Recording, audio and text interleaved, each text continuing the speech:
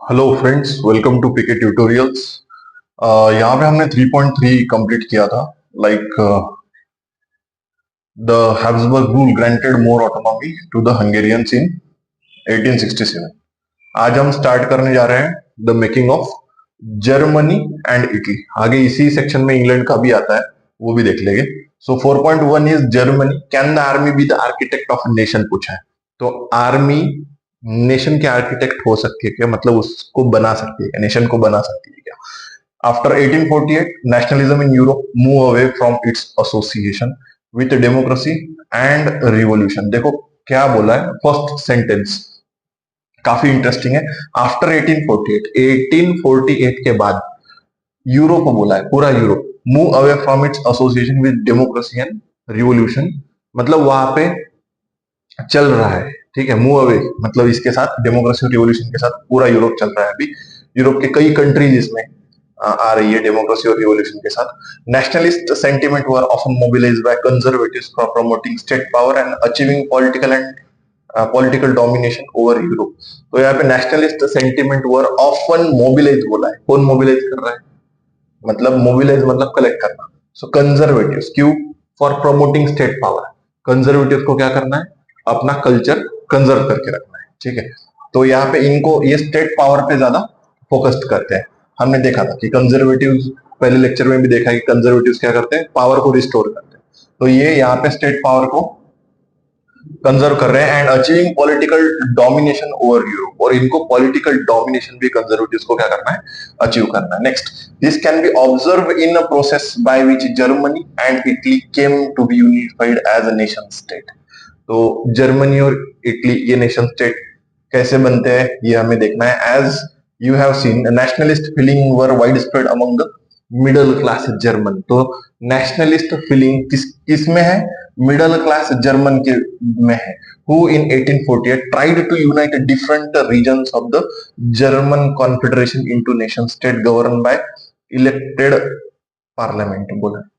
तो middle class के जो लोग हैं ये क्या कर रहे हैं? इनको जर्मन कॉन्फेडरेशन बनाना है। कॉन्फेडरेशन मतलब क्या? लिख लो, लिखा नहीं होगा तो लिख लो। An organisation consisting of countries. Confederation मतलब जिसमें छोटे छोटे छोटे स्टेट्स आते हैं, वो कंट्रीज और बिजनेसेस एक जगह आके वो अपना एक ग्रुप बना लेते हैं and that have join together in order to help each other.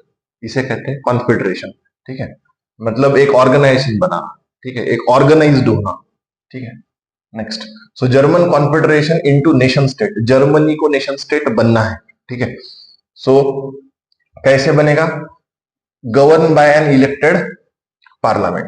So this liberal initiative to nation building was, however, repressed by the combined forces of monarchy and military, supported by large landowners called Junkers बोला है of Prussia। अब ये जो liberals है, liberals मतलब जिनको आजादी चाहिए, जिनको राइट्स चाहिए, ठीक है, फंडामेंटल राइट्स चाहिए, इनको नेशन बिल्ड करना है, लेकिन इनको रिप्रेस किया जा रहा है, मतलब इनको दबाया जा रहा है।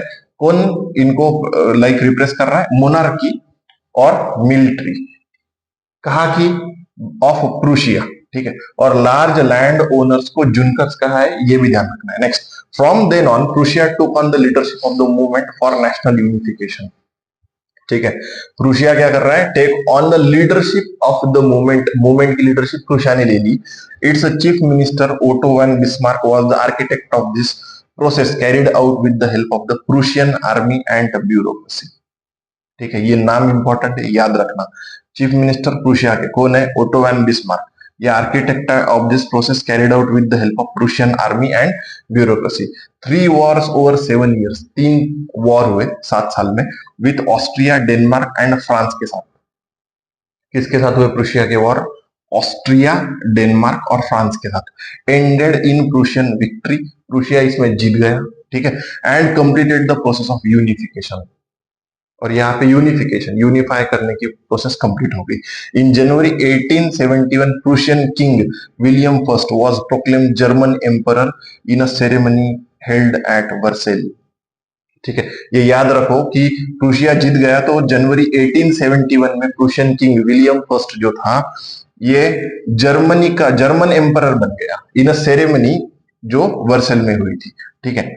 उसके बाद यहाँ पे देखिए, यहाँ पे आपको ये पोर्ट्रेट दिखेगा, the proclamation of German empire in the hall of mirrors at Versailles, Anton von Werner, at the centre stand the Kaiser and the chief commander of the Prussian army general von Roon. ये वो यहाँ पे दिखा है, ठीक है। Next आगे बढ़ते हैं। यहाँ तक कर लिया था शायद, एक सेकंड। हाँ, on the bitterly cold morning of 18 January 1871, an assembly comprising the princes of the German state, representatives of the army, important Prussian minister, including the chief minister Otto von Bismarck। तो क्या हो रहा है, एक morning में meeting है 18 जनवरी के morning में 1871 के, जिसमें ओटो एंड बिस्मार्क भी है। हॉल ऑफ मिरर्स ये जो दिखाया गया है picture, in the palace of Versailles to proclaim the new German empire headed by Kaiser William I of Prussia। तो यहाँ पे Kaiser William first of Prussia का like we can say coronation करने के लिए ये सब गैदरिंग है, ठीक है। The nation building process in Germany, अब देख लो प्रूशिया ने जर्मनी को भी अपने अंडर ले लिया। The nation building process in Germany had demonstrated the dominance of Prussian state power. तो यहाँ पे प्रूशिया क्या कर रहा है, डोमिनेट कर रहा है। The new state placed a strong emphasis on modernising the currency. अब प्रूशिया ने जर्मनी को डोमिनेट किया, ठीक है, डोमिनेट कर रहा है, जर्मनी को अपने अंडर ले लिया। तो यहाँ पे वो क्या कर रहा है, कुछ चेंजेस भी कर रहा है। For example modernising the currency, banking, legal and judicial system in Germany, ये मॉडर्नाइज कर दिया। प्रूशियन मेजर्स एंड प्रैक्टिसेस यहाँ पे लाए गए, often become a model for the rest of the Germany, ठीक है, ये याद रखो। तो Prussian measures and practices Germany में इंट्रोड्यूस करवाए गए, ये याद रखना है। प्रूशिया ने जर्मनी को हरा के टेक ओवर कर लिया, ठीक है। ये जो मैप है ये प्रूशिया का ही है बिफोर 1866। ये जो कलर है आपको ये पूरा अच्छे से पढ़ लेना। ये इस शेड को कॉन्कर्ड बाय प्रूशिया इन ऑस्ट्रो प्रूशिया वॉर 1866 में, ऑस्ट्रो प्रूशिया वॉर में प्रूशिया ने कॉन्कर्ड कर लिया, मतलब जीत लिया। नेक्स्ट उसके बाद ये जो शेड है Austrian territory excluded from German confederation 1867, excluded है जर्मन कॉन्फेडरेशन से, बाहर है ये शेड, ठीक है। फिर this like green colour, light green colour, join with Prussia to form German confederation in 1867। उसके बाद this shade south German state joining with Prussia to form German empire in 1871। Okay, next is won by Prussia, this shade won by Prussia in Franco Prussian war 1871 का है, ठीक है। Unification, ये maps तुम्हें इसलिए करने हैं ताकि चल क्या रहा है ये और भी अच्छे से समझ जाता है, ठीक है, हिस्ट्री में। उसके बाद अब ये हुआ जर्मनी का, अभी देखते हैं इटली का। इटली यूनिफाइड बोला है, like Germany Italy too had a strong history of political fragmentation. Italians were scattered over several dynastic states में, इटली अलग अलग डायनेस्टिक स्टेट्स में मतलब बिखरा हुआ था। As well as the multinational Habsburg empire, ठीक है, क्या कहा गया है, मल्टीनेशनल हैब्सबर्ग एम्पायर। मल्टीनेशनल मतलब एक नेशन में नहीं है, कई नेशंस में ये फैला हुआ है। During the middle of the 19th century Italy was divided into 7 states. Middle of 19th century मतलब 1850, ओके। तो यहाँ पे Italy was divided into 7 state, underline कर लो इसे, ये इंपॉर्टेंट है। 1850 में इटली डिवाइडेड हो चुका है, ऑलरेडी डिवाइडेड है 7 स्टेट्स में, of which only one Sardinia Piedmont was ruled by an Italian princely house. इसे अंडरलाइन कर लेना, 7 स्टेट में से ओनली वन सार्डिनिया पिडमॉन्ट ये रूल किया जाता है यहाँ पे प्रिंसली हाउस से, ठीक है। The north was under Austrian Habsburg, Italy का नॉर्थ किसके अंडर है, Austrian Habsburg, and the centre was ruled by the pope. Italy का सेंटर कौन रूल कर रहा है, the pope. And the southern reason ये किसके अंडर है, domination of the bourbon king of Spain. Underline कर लो, ये जो मैंने अंडरलाइन किया है बहुत ज्यादा इंपॉर्टेंट है आप लोगों को आंसर्स लिखने के लिए, ठीक है। Next, even the Italian language had not acquired one common form and still had many regional and local variation, ठीक है। तो जिसे हम कहते हैं डायलेक्ट्स या तो फिर टोन जो होती है वो बदल जाती है, ठीक है, वर्ड्स का प्रोनाउंसिएशन बदल जाता है। तो इटालियन जो लैंग्वेज है ये पूरे रीजन में एक जैसी उसका लाइक टोन एक जैसा नहीं है, ठीक है, उसके अलग अलग डायलेक्ट्स में वो फैली हुई है। तो यहाँ पे जो मैं मार्क कर रहा हूँ वो लोग आप अंडरलाइन कर लो, और रिवीजन के टाइम मतलब बोर्ड के एग्जाम से पहले आपको यही रिवाइज करना है, ज्यादातर यही रिवाइज करना है जो आपने मार्क किया है, ठीक है।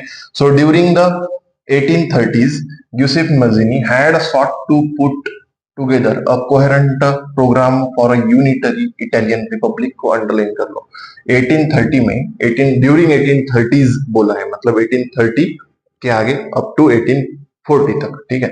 सो Yusuf मजीनी had sought to put together coherent program for a unitary Italian Republic कैसे बनाए, इसने एक प्रोग्राम डिजाइन किया। He had also form a secret society जिसका नाम था यंग इटली। क्या लिखा है? Young Italy, for the dissemination of his goal. Dissemination का मतलब लिख लो, अगर नहीं पता है तो लिख लो। The act of spreading information और knowledge so that it reaches many people, ठीक है, ये होता है डिसिमिनेशन का meaning. The act of spreading information और knowledge so that it reaches many people, okay. तो इन्होंने क्या किया, अपने आइडिया को स्प्रेड करने के लिए मजीनी ने, ठीक है, यंग इटली नाम की ऑर्गेनाइजेशन बना दी। The failure of the revolutionary uprising both in 1831 and 1848 mean that the mantle now fell on Sardinia Piedmont under its ruler King Victor Emmanuel II to unify the Italian state through war। लेकिन ये fail हो गया। अब ये idea अगर fail हो गया तो मेंटल कहा है यहाँ पे, मेंटल का पहले मीनिंग लिख लो, पूरा का पूरा समझाता हूं जो पढ़ा है। The role and responsibilities of an important person or job, especially when they are passed on from one person to another, ठीक है। तो यहाँ पे मजीनी की रिस्पॉन्सिबिलिटी किसके ऊपर आ गई? किंग विक्टर इमैनुअल सेकंड, ठीक है। द रोल एंड क्या है मेंटल का meaning? The role and responsibilities of an important person और job specially when they are passed on from one person to another, ठीक है। चलो आगे बढ़ते हैं। सो विक्टर इमैनुअल सेकंड जो है, इसको इटालियन स्टेट को यूनिफाई करने की रिस्पॉन्सिबिलिटी और प्रेशर इसके ऊपर आ गया। In the eyes of the ruling elite of this region a unified Italy offered them the possibility of economic development and political dominance। अगर इटली यूनिफाई हो जाता है, ठीक है, अगर ये नेशन स्टेट बन जाता है तो यहाँ पे इकोनॉमिक डेवलपमेंट हो जाएगी, ठीक है, स्टेबिलिटी आ जाएगी रीजन को, ठीक है, ये इंपॉर्टेंट था। Next, chief minister Cavour, who led the movement to unify the region of Italy, was neither a revolutionary nor a democrat। यहाँ पे आपको अंडरलाइन करना है, चीफ मिनिस्टर कैवर जो थे ये रिवोल्यूशनरी भी नहीं थे और ये डेमोक्रेट भी नहीं थे, इसको अंडरलाइन कर लो, ठीक है, ये इंपॉर्टेंट है। Like many other wealthy and educated members of the Italian elite, he spoke French much better than Italian, ठीक है। तो ये फ्रेंच काफी अच्छे से बोल लेते थे, इटालियन से भी बेटर। सो दो sorry through a tactful diplomatic alliance. अब यहाँ पे देखो मैंने तीनों वर्ड्स के मैं मीनिंग दे रहा हूँ, इंपॉर्टेंट है। टैक्टफुल का मीनिंग पहले लिख लो। टैक्टफुल मतलब केयरफुल नॉट टू से और डू समथिंग दैट विल अनॉय और अपसेट अदर पीपल, ठीक है। टैक्टफुल मतलब डिप्लोमेटिक, और यहाँ पे आगे का वर्ड आया है डिप्लोमेटिक, इसका मीनिंग अब टैक्टफुली, ठीक है। तो टैक्टफुल मतलब केयरफुल नॉट टू से और डू एनीथिंग दैट विल अनॉय और अपसेट अदर पीपल। डिप्लोमेटिक का मीनिंग फिर भी लिख ही लो, पता है टैक्टफुल सिनोनिम है हैविंग और showing skill in dealing with people in difficult situation, ये अलग है, ठीक है। टैक्टफुल का पूरा मीनिंग अलग था, ये अलग है, इसलिए दोनों भी इंपॉर्टेंट है, लिख लो। हैविंग और showing skills in dealing with people in difficult situation. तो ये डिप्लोमेटिक जो वर्ड होता है ना, ये लाइक हमारे जो ऑफिसर्स होते हैं फॉरेन ऑफिसर्स, ठीक है, उनके लिए यूज किया जाता है, लाइक एम्बेसडर्स, तो उन्हें डिप्लोमेट्स कहा जाता है। डिप्लोमेट्स मतलब जब दो कंट्रीज के बीच में रिलेशंस मेंटेन करने होते हैं, काफी अच्छे से मेंटेन करने होते हैं, तो ये डिप्लोमेटिकली डायलॉग पास ऑन करते हैं, ठीक है। सो इसीलिए उनको डिप्लोमेट कहा जाता है। तो याद रखना, टैक्टफुल डिप्लोमेटिक अलायंस बोला है यहाँ पे। अलायंस मतलब क्या? An agreement between countries, political parties etc to work together in order to achieve something that they all want. ठीक है, तो अलायंस मतलब इन्होंने एक ग्रुप बना लिया पॉलिटिकल पार्टीज ने, क्यों? एक साथ काम करने के लिए, in order to achieve something that they all want. तो यहाँ पे through a tactful diplomatic alliance with France engineered by Cavour। तो किसके साथ है alliance? With France, engineered by Cavour. Sardinia Piedmont succeeded in defeating the Austrian forces in 1859। Underline कर लो। यहाँ पे इटली ने काफी अच्छे से प्ले किया है, फ्रांस के साथ अलायंस की, इंजीनियर बाय कैवर। तो कैवर के बारे में हमने देख लिया था, ये चीफ मिनिस्टर है, इन्होंने ये अलायंस करवाई। And Sardinia Piedmont succeeded in defeating Austrian forces. Sardinia Piedmont ने ऑस्ट्रियन फोर्सेस को डिफीट किया 1859 में, याद रखना है, ठीक है, बोर्ड के लिए इंपॉर्टेंट है। Apart from regular troops, large number of arm volunteers under the leadership of Joseph Garibaldi join the फ्रे। तो रेगुलर ट्रूप्स तो है, ठीक है, रेगुलर ट्रूप्स तो है, large number of arm volunteers भी आ गए, क्यों? किसके लीडरशिप में? जोसेफ गैरिबाल्डी जॉइन द फ्रे। And in 1860 they March into south Italy and the kingdom of the two Sicilies and succeeded in winning the support of the local peasants in order to drive out the Spanish ruler। हमने देखा था south में कौन है? Spain. तो उसको drive out करने के लिए यहाँ पे यूसेफ गैरिबाल्डी के साथ लोग जुड़ गए और इन 1860 दे मार्च इनटू साउथ इटली। वो साउथ इटली में गए and kingdom of the two Sicilies succeed in winning the support of local peasant. वहां पे भी उनको लोकल पीजेंट्स का सपोर्ट मिल गया, ठीक है, यूसेफ गैरिबाल्डी को अपने वॉलंटियर्स के साथ जाने के बाद वहां पे लोकल पीजेंट्स का भी सपोर्ट मिल गया in order to drive out Spanish order, बोला है, स्पेनिश ऑर्डर को बाहर निकालने के लिए, ठीक है। Next, in 1861 Victor Emmanuel second, 1861 Victor Emmanuel second was proclaim king of united Italy. Underline कर लो, बहुत इंपॉर्टेंट है एग्जाम के लिए। विक्टर इमैनुअल सेकंड को किंग बना दिया यूनिफाइड इटली का। However much of the Italian population among whom rates of illiteracy were very high remain blissfully unaware। blissfully मतलब देख लो क्या लिखा है, blissfully मतलब एक्सट्रीमली हैप्पी। अब इनको पता ही नहीं है, लोग इलिटरेसी है, बहुत ज्यादा इलिटरेसी है। सो रिमेन ब्लिसफुली अनअवेयर बोला है, इनको पता ही नहीं है ऑफ लिबरल नेशनलिस्ट आइडियोलॉजी के बारे में, लोगों को पता ही नहीं है कि चल क्या रहा है, लोगों को कुछ कुछ अलग ही इमेजिनेशन उनका है। वो इमेजिनेशन देखो क्या है, इसे अंडरलाइन कर लो। peasant masses who had supported Garibaldi in southern Italy had never heard of Italia। ठीक है, इन्होंने इटालिया के बारे में कभी कुछ नहीं सुना था। And believe that la Italia was Victor Emmanuel's wife. तो ये किस चीज के लिए सपोर्ट कर रहे हैं? विक्टर इमैनुअल्स वाइफ के लिए, जिसका नाम क्या है? ला टैलिया। सोचो कि मतलब अगर इलिटरेसी हो तो कितना ज्यादा कंफ्यूजन बढ़ जाता है, ठीक है, मतलब ये हंसने जैसी बात है लिटरली, ठीक है। सो यहाँ पे इटालियन स्टेट बिफोर यूनिफिकेशन 1858 काफी अच्छा मैप है आप लोगों को समझने के लिए। बिफोर 1858 का ये मैप है और यूनिफिकेशन के बाद का वो मैप है, ठीक है, ये याद रखना है, ठीक है, यूनिफिकेशन के बाद का। Next is 4.3 the strange case of Britain लिखा है, ठीक है, आज ये भी ले लेते हैं 4.3। सो द मोड, क्योंकि अभी ज्यादा टाइम तो हुआ नहीं वीडियो स्टार्ट करके। The model of the nation और the nation state some scholars have argued is Great Britain. तो कुछ स्कॉलर्स का ऐसा मानना है कि नेशन स्टेट का मॉडल कौन है? ग्रेट ब्रिटेन है। In Britain the formation of nation state was not the result of sudden upheaval or revolution। upheaval का मीनिंग शायद मैंने पहले भी दिया था आप लोगों को, अभी भी बता देता हूं। upheaval मतलब a big change that causes a lot of worry and problems। Synonym क्या है? डिसरप्शन। upheaval का सिनोनिम है डिसरप्शन, लिख लो। अगर सिर्फ डिसरप्शन भी बुक में लिख देते हो एनसीईआरटी में या तो फिर वोकैब में तो भी चलेगा, ठीक है। सो ये ब्रिटेन जो नेशन स्टेट बना है ये सडन चेंज नहीं है, ठीक है। It was the result of long drawn out process. ये एक प्रोसेस थी, ठीक है, ब्रिटेन बनना। There was no British nation prior to the 18th century, underline कर लो। 18th सेंचुरी मतलब 1701 टू 1800, ठीक है। वह तब कोई ब्रिटिश नेशन नहीं था, तब नहीं था, मतलब उसके बाद बना है। The primary identities of the people who inhibited the British isle were ethnic ones. तो प्राइमरी आइडेंटिटी क्या है? वहां के लोग जो वहां पे रहते हैं, ठीक है। एथनिक मतलब को क्या?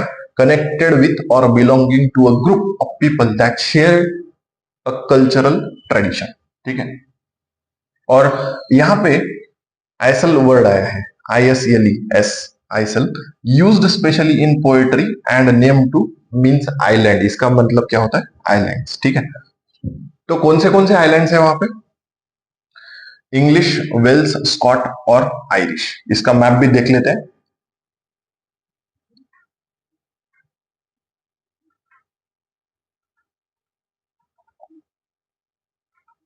एक काम करते हैं, ऑनलाइन चेक कर लेते हैं। सो ये इसका मैप, स्कॉटलैंड, नदर्न आयरलैंड, ये इंग्लैंड लिखा है, और ये वेल्स, ठीक है, ब्रिटिश आइसल। नेक्स्ट इज, ये याद रखना है आपको मैप, ठीक है। Such as English, Welsh, Scot और Irish. So all of these ethnic groups had their own cultural and political tradition. ये जो भी इंग्लैंड के एथनिक ग्रुप्स थे, इनका खुद का कल्चर है और पॉलिटिकल ट्रेडिशन है। But as the English nation but as English nation steadily grew in wealth, importance and power. English nation मतलब इंग्लैंड, ये क्या कर रहा है? ग्रो हो रहा है वेल्थ, इंपॉर्टेंस एंड पावर में। क्यों? क्योंकि वहां पे इंडस्ट्रियल रिवॉल्यूशन सबसे पहले स्टार्ट हुआ था, तो इनके पास पैसा बहुत है। It was able to extend its influence over the other nations of the island.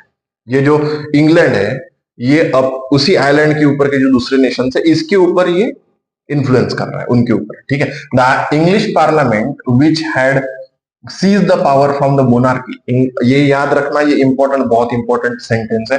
English parliament ने मोनार्की से पावर सीज की है 1688 में, at the end of a protracted conflict. Protracted मतलब प्रोलॉन्ग्ड कॉन्फ्लिक्ट, ठीक है। अगर मीनिंग चाहिए तो लिख लो, लास्टिंग लॉन्गर देन एक्सपेक्टेड और लॉन्गर देन यूजुअल, मतलब प्रोलॉन्ग कॉन्फ्लिक्ट। सो 1868 में मोनार्की से पार्लियामेंट के पास पावर चली गई, ठीक है। Was the instrument through which the nation state with England at centre. तो जो पावर गई उसके बाद इंग्लैंड ये सेंटर बन गया, came to be forge, and the action of act of union बोला है, अंडरलाइन कर लो, act of union that is 1707 between England and Scotland has resulted in the formation of the United Kingdom of Great Britain, ठीक है। यहां तक underline किया तो भी चलेगा, पूरा यहां से स्टार्टिंग से यहां तक, ठीक है। एक्ट ऑफ यूनियन याद रखना है 1707, मतलब ये अर्ली 18th सेंचुरी में हुआ है, ठीक है।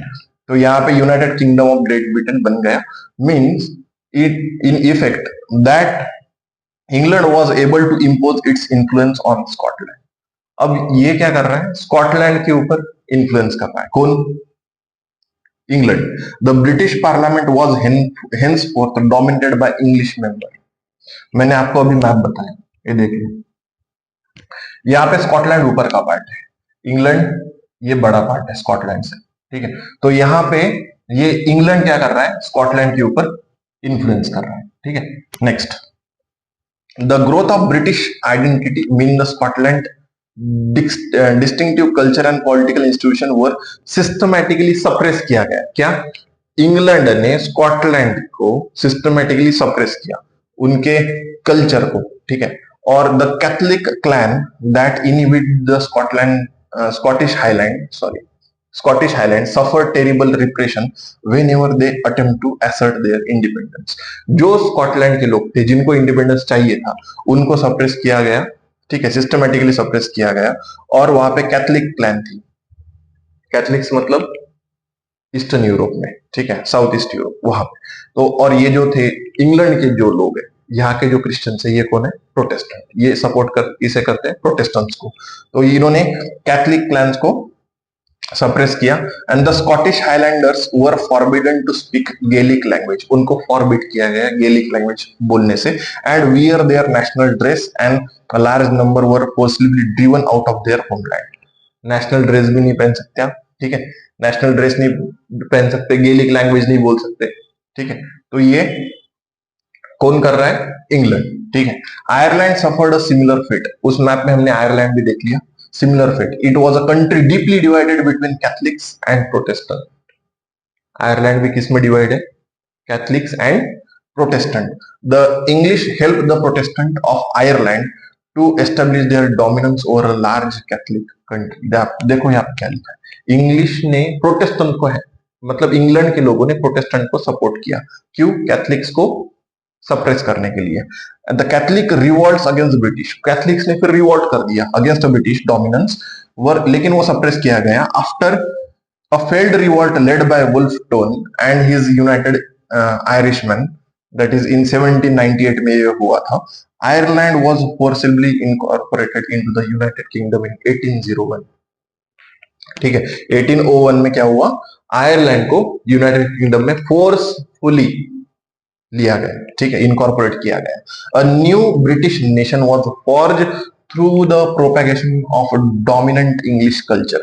इंग्लिश कल्चर को फोर्सफुली प्रोपेगेट किया गया, बहुत ज्यादा प्रोपेगेट किया गया, मतलब फैलाया, फैलाया, ठीक है। The act of spreading ideas, beliefs and information among many people, ठीक है, ये किया गया। Next, the British flag, Union Jack जिसे कहते हैं, the national anthem God save our noble king, ये उनका नेशनल एंथम है। And English language were actively promoted, इसको प्रमोट किया इंग्लैंड ने, कहां पे? स्कॉटलैंड और आयरलैंड में, ठीक है। Were actively promoted and the older nation survived only as subordinate partners in this union. तो आयरिश और स्कॉटलैंडर्स ये क्या हुए? बस एक सबऑर्डिनेट पार्टनर्स के तरह वो रह गए। तो यहाँ पे एथनिक का मीनिंग यहाँ पे भी इन्होंने दिया है, related to a common racial, tribal और कल्चरल ओरिजिन और background that a community identifies with और क्लेम्स, ठीक है। तो यहाँ पे यूसिफ गैरिबाल्डी का ये कॉलम भी देख लेते हैं, इंपॉर्टेंट है। 1807 टू 1882 के टाइम में ये थे। Is perhaps the most celebrated of Italian freedom fighters, यहाँ पे अंडरलाइन कर लो ये, ठीक है, इंपॉर्टेंट है आपके लिए। गैरिबाल्डी ये most celebrated Italian freedom fighters है। He came from the family engage in coastal trade and was a sailor in merchant navy, ठीक है। ये कोस्टल ट्रेड में इनकी फैमिली काफी एक्टिव थी and he was a sailor in a merchant navy. In 1833 he met Mazzini, joined the young Italy, ठीक है। Garibaldi ने मजीनी को मिले, इन्होंने यंग इटली को ज्वाइन किया। Movement and participated in republican uprising in Piedmont in 1834। The uprising was suppressed and Garibaldi had to flee to South America, को चले गए, where he lived in exile till 1848 तक वो वहां पे रहे। इन 1854 he supported Victor 54 he supported Victor Emmanuel II in his effort to unify the Italian state, जो अभी हमने पढ़ा था इसी लेक्चर में, ठीक है। In 1860 Garibaldi lead the famous expedition of the thousands to South Italy and fresh volunteers kept joining through the course of the campaign until their number grew to about 30,000. They were popularly known as red shirts. ये red shirts को underline कर लो, important term है exam के लिए। 1867 में Garibaldi led an army of volunteers to Rome to fight the last obstacle of the to the unification of Italy. The papal state ये last obstacle था गैरिबाल्डी के हिसाब से, तो वो वहां पे चले गए। The red shirts prove to be no match, लेकिन वो वहां पे टिक नहीं पाए। रेड शर्ट्स मतलब गैरिबाल्डी का जो ग्रुप था, ये वहां पे टिक नहीं पाए। No match for the combined French and papal troops. It was only in 1870 when during the war with Prussia France withdrew its troops from Rome that the papal state were finally joined to Italy. जब तक France वहां पे था तब तक Garibaldi कुछ नहीं कर पाए, ठीक है, ये याद रखना। Next is visualising the nation, हम बाद में करते हैं, ठीक है, नेक्स्ट लेक्चर में। So thank you so much.